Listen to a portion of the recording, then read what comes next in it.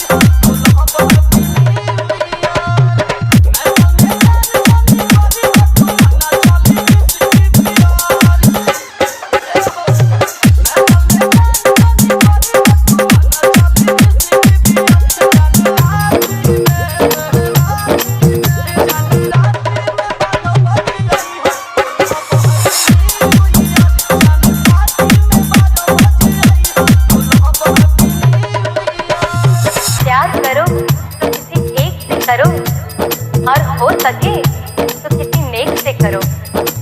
प्यार करो तो किसी एक से करो और हो सके तो किसी नेक से करो। जब तक ना मिले सच्चा साथी तुम्हें, कम से कम ट्राई तो हर एक से करो।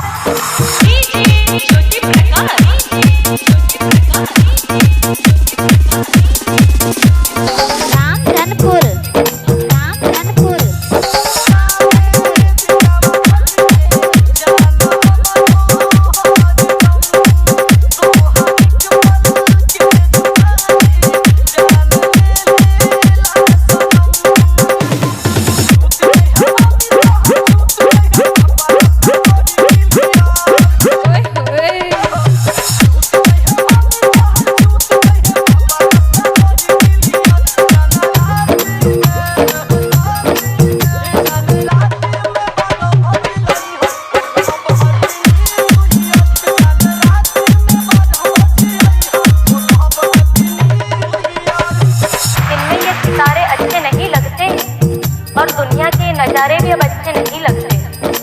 दिन में ये सितारे अच्छे नहीं लगते और दुनिया के नज़ारे भी अब अच्छे नहीं लगते। कोई तो जाकर कह दो मेरे मम्मी पापा से, जब हम कुंवारे